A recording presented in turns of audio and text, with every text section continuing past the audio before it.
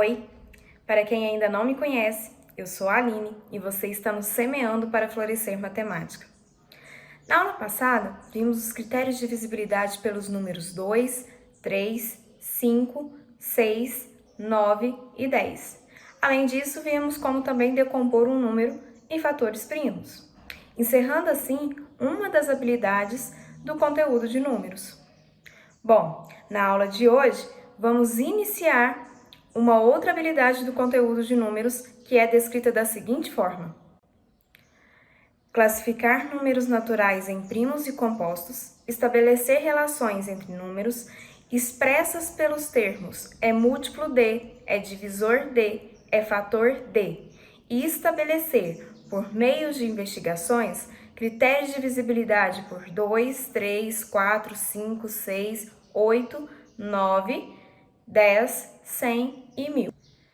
Nesta aula de hoje, vamos aprender a resolver algumas situações utilizando os múltiplos e divisores, mínimo múltiplo comum, máximo divisor comum, os números primos e os números compostos.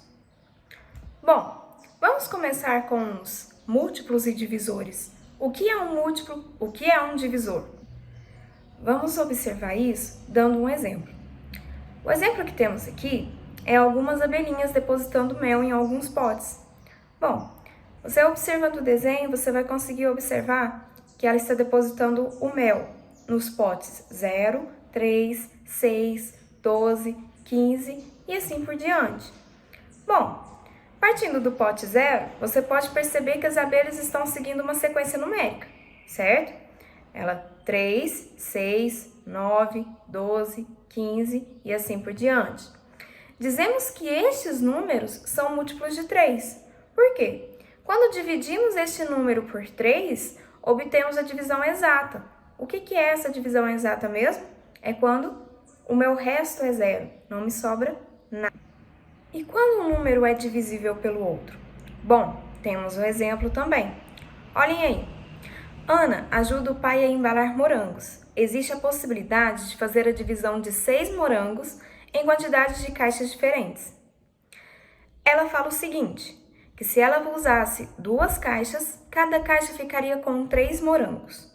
Se ela pudesse usar 3 caixas, cada caixa ficaria com 2 morangos. E se ela pudesse usar 6 caixas, cada caixa ficaria com 1 morango. Bom, ela está dividindo 6 por 1, por 2, por 3 e por 6, correto? Então, esses números, eles são divisores de 6. Por quê? Quando dividimos 6 por esses números, obtemos uma divisão exata. Mesma coisa, o meu resto é 0. Bom, então agora vamos ao conceito novo dessa nova habilidade. O que é um mínimo múltiplo comum e um máximo divisor comum? Como calcular, então, um mínimo múltiplo comum? Bom, exclui-se o 0 e os números que se repetem entre 2 sequências são os múltiplos em comum. Veja o exemplo que temos. Vamos escrever os múltiplos dos números 6 e 8. Os múltiplos de 6 temos 0, 6, 12, 18, 24, 30, 36, 42, 48. E assim por diante. Os múltiplos de 8, 0, 8, 16, 24, 32, 40, 48, 56, 64 e assim por diante. Bom, observe os múltiplos. Quais são os múltiplos em comum? Lembre-se que precisamos excluir o 0. Nessa sequência aí que escrevemos, temos que os em comuns é o 24 e o 48. Quando se trata do mínimo múltiplo comum, que vamos escrever isso da forma MMC, o nome mesmo já fala. Dos múltiplos em comum que encontramos acima, o mínimo é o menor. Quem é o menor? O 24. Logo, o MMC entre 6 e 8 é 24. Para encontrar o máximo divisor comum, utilizamos a mesma ideia. Os números que se repetem entre as 2 sequências são os máximos divisores em comum. Por exemplo, Vamos escrever os divisores de 24 e 18. Os divisores de 18 são 1, 2, 3, 6, 9 e 18. Os divisores de 24 são 1, 2, 3, 4, 6, 8, 12 e 24.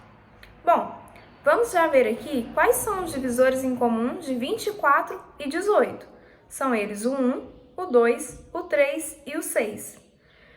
O maior número comum é chamado do máximo divisor comum, que vamos utilizar aqui, MDC. Então, o MDC entre 18 e 24 é o 6, que é o maior deles. Mais uma vez, vamos relembrar o que são os números primos e os números compostos.